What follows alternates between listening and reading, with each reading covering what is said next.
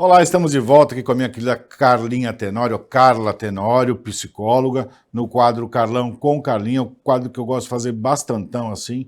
Eu acho muito legal esse nosso papo. E a gente está sempre falando de saúde mental, né?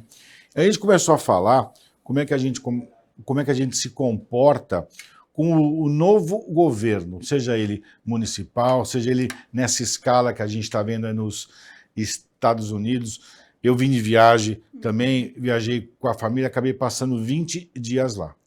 E aí, quando você tocou no assunto Trump, eu comecei a lembrar os papos que eu tive O que lá. você sentiu lá? Então, a Parece ansiedade, importante essa isso, fala tua. a ansiedade do povo americano e Certo. dos estrangeiros que estavam Que lá. vivem lá, ok.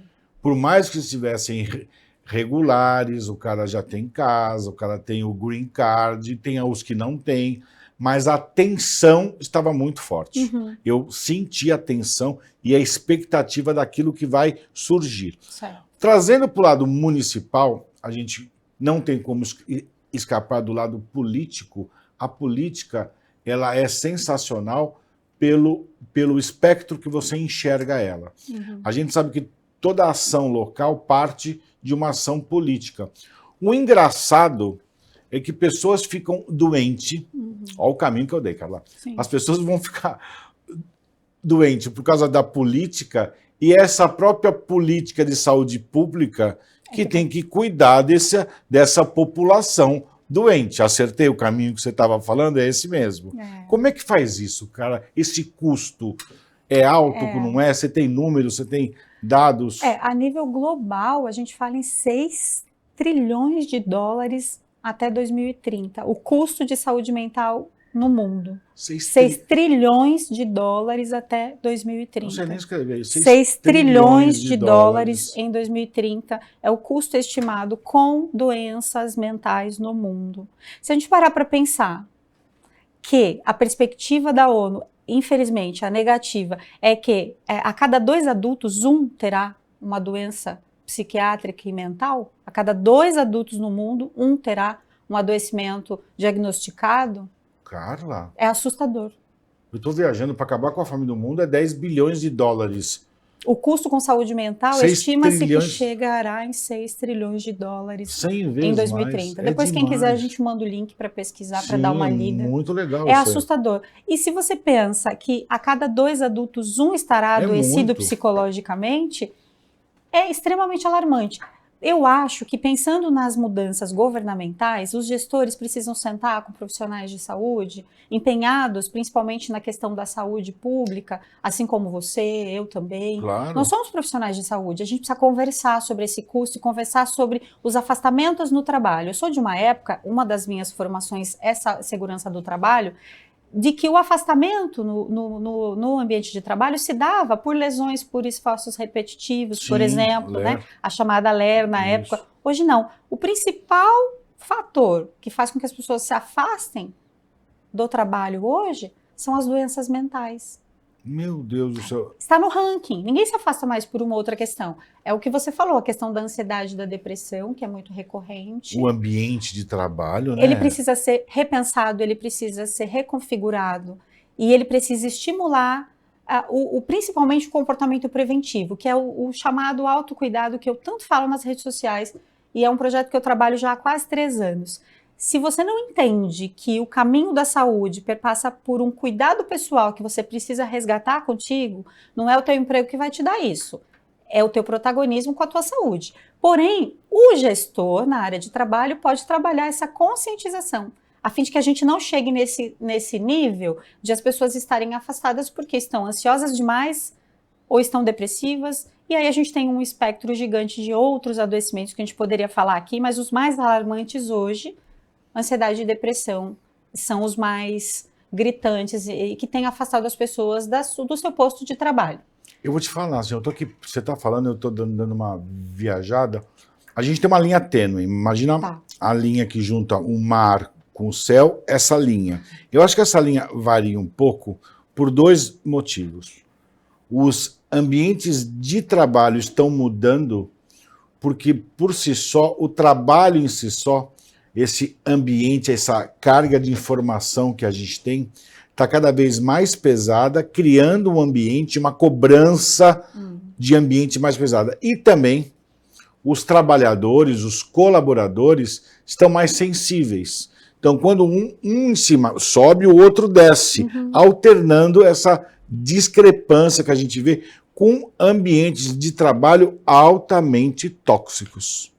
O profissional mais sensível é aquele profissional que nitidamente não se cuida.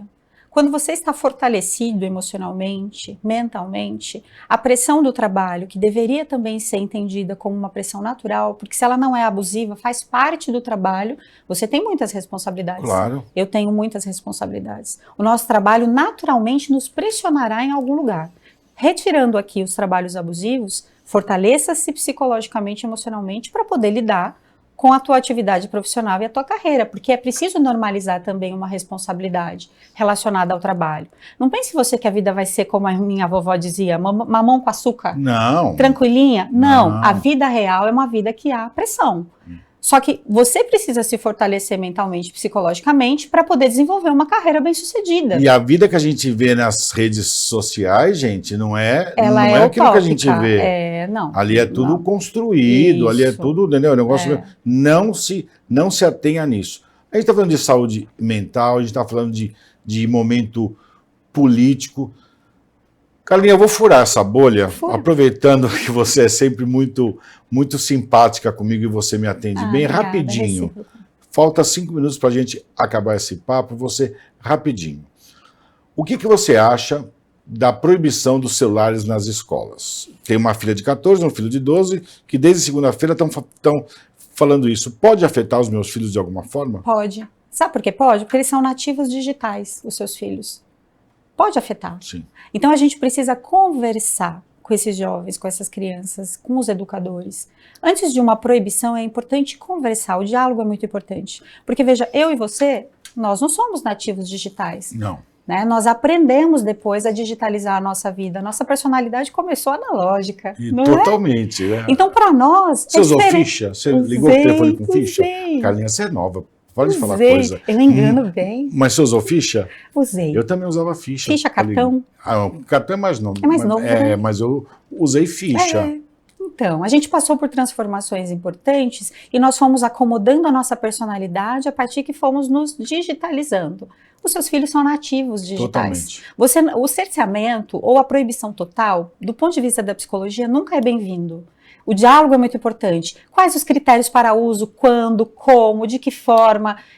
Esse é o caminho mais sustentável do ponto de vista da saúde mental, que é o nosso tema aqui. Estou tentando mostrar isso a eles. Esse é o caminho mais importante. Mais atividade física, escrevi no Diversificar Handebol. as atividades. Exatamente. Assim como não se avolumar. Por exemplo, eu não preciso saber de tudo o tempo todo. As notícias dos governos, elas te deixam uma certa angústia, te levam para esse lugar de angústia, então não fique avolumando. Olha uma outra coisa, mantenha-se informado em relação ao que está acontecendo e diversifique, tire os olhos da tela um pouquinho e vá colocar o teu corpo em movimento, realizar outra atividade, a fim de que você reenergize o teu corpo, faça com que o teu corpo produza substâncias de bem-estar para a tua saúde mental e com isso você consegue ter um ano mais de diluições das pressões, elas não ficam ali, né, acomodadas o tempo todo naquele lugar. Você vai diluindo a pressão. Acomoda, cria pressão mesmo. Muito, né? Muito. Tem que puxar a válvula de vez em quando. O caminho do equilíbrio, né, gente? Sempre é a boa receita, a boa e velha receita. Tentar isso, mas é difícil. É difícil. É muito difícil. O mais difícil, eu costumo dizer. O caminho da proibição. Ou de chutar o balde total, como dizem por aí, talvez seja o caminho mais fácil. Você já chutou o balde, Carlinha? Eu já. Depende em que aspecto. Sobre o que você quer saber? Mas você já chutou balde na vida? Eu já chutei o balde. Olha, em algumas áreas eu já chutei o balde. A Carlinha... Não vai dar tempo hoje de falar, né? Não. Segura o tempo aí. Mas tu já chutou o balde, Carla? Já, por exemplo, assim... Você quando era menina, você já chutou o balde? Não, eu sempre fui estudiosa, trabalhadora, essa sempre fui eu. Mas... Porém, eu vivi assim um período de me desregrar bastante em algumas questões que me deixaram doente. Você desregrar? Carla, Carla, ser humano, né? Não, Carla, ser você humano. Desregrar como? Fala pois é, mas era por conta da pressão. Eu queria terminar a faculdade, eu precisava sair da faculdade e ter pelo menos o meu primeiro apartamento comprado. Essa pressão, não tive essa ajuda familiar, né? Venho de uma família tóxica e que se diluiu muito cedo. Então, quer dizer, mamãe foi embora cedo, papai também, então, só dependia de mim. Essa pressão fez com que eu me desregrasse. Porque era uma meta que eu precisava alcançar. Gente, eu preciso, meta, né? Então, mas outro dia a gente conversa. Eu também acho. Eu Olha, conto a gente tá pra falando ti, aqui, eu conto. a gente tá falando aqui de assuntos super legais. Já vou até deixar o nosso canal do Instagram lá, Papeando com Carlão. Quem quiser mandar sugestões, por favor, seja muito bem-vindo. A Natália promete que ela vai responder para todo mundo. Quem mandar sugestão, mande sugestão de pauta. A Natália tem um tempo vago, ela não faz quase nada, então ela consegue responder. Se todo mundo quiser mandar para conversar com a Natália, esteja à vontade. E não perca o próximo Papeando com Carlão, com a Carlinha, que o tema será Simancol.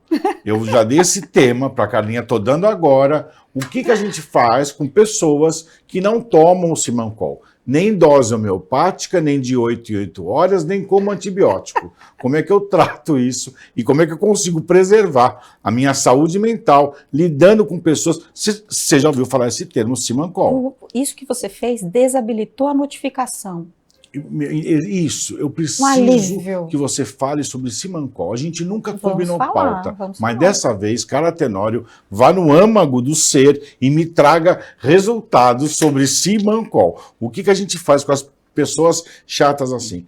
Gente, esse papo com a Carla é super muito descontraído. Para mim é uma alegria ter a Carla aqui. Não é entrevista, é bate-papo mesmo. É meia hora que a gente grava assim, sem pauta, sem nada. Carla, obrigado pela sua amizade, pela sua simpatia, pelo seu estado de espírito zen. E não perca, sempre no início do mês, Carlinha com Carlão, ou Carlão com Carlinha, dá o nome que quiser, aqui no Papeando com Carlão, pela TV Cultura. E é sempre um prazer estar do lado dessa moça. Fechou? Fechou. Beijo. Tchau, tchau, gente. Até o próximo. Tchau, tchau.